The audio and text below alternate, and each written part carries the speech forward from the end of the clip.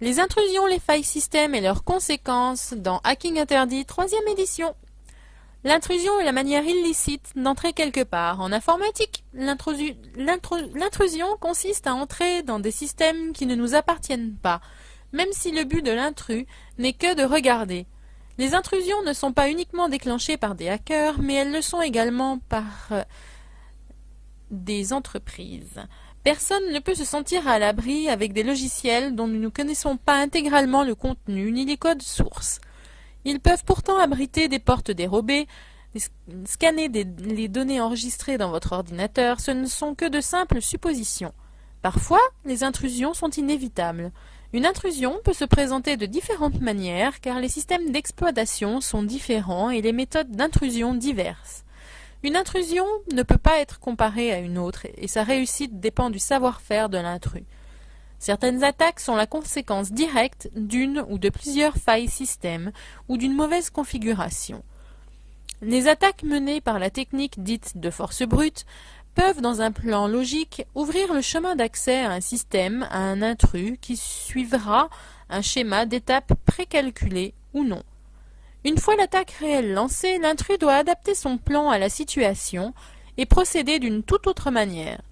La programmation des systèmes n'étant pas exempte de bugs, elle nous donne un désavantage majeur aux administrateurs système face à un intrus car chaque jour les hackers trouvent de nouveaux moyens d'intrusion.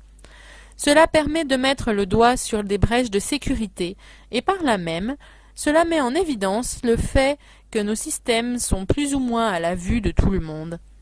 Ces curieux explorent aussi les défaillances des sites web et signent parfois leurs actes de leur nom de hacker comme symbole de leur exploit. Malheureusement, ceux qui agissent de la sorte devraient davantage réfléchir et se mettre à la place des victimes. Notez tout de même que certains hackers sont à l'origine de la découverte de nouvelles failles. Souvent, ils se chargent de prévenir les administrateurs des défaillances de leur système et le cas échéant, ils indiquent comment les réparer. Mettons-nous dans la peau d'un hacker pour connaître ses secrets. Cette expérience continue à être menée dans notre intranet privé. Comme nous pouvons l'imaginer, il y a mille et une manières de passer son temps sur Internet. Un internaute nous avait raconté son histoire. Il nous disait que son passe-temps favori était de s'amuser à chercher les caméras web allumées sur Internet et d'enregistrer ses trouvailles. Vous n'imaginez pas le nombre de gens qui ont une webcam en fonction, prêts à l'éteindre d'un moment à l'autre. Cela n'a rien d'étonnant en soi, d'autant plus que les propriétaires de ces objets ne sont pas forcément tous des stars du striptease amateur ou des exhibitionnistes. Il faut arrêter de voir le mal partout. Beaucoup d'internautes s'en servent pour communiquer avec leurs parents ou amis qui sont géographiquement loin d'eux et cela leur permet de rester en contact visuel avec leurs proches. Attention cependant si vous utilisez votre webcam pour d'autres raisons et qu'elle filme même en votre absence. Une personne qui vous observe peut aussi observer tout ce qu'il y a autour. Alors, particuliers, professionnels, pensez bien à réduire le champ de votre caméra et à l'arrêter systématiquement après chaque utilisation. Pensez qu'il est possible d'entendre les conversations privées ou professionnelles.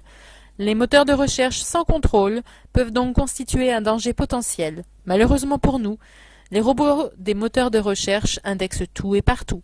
Pour en savoir plus, rendez-vous dans Hacking Interdit, 3e édition.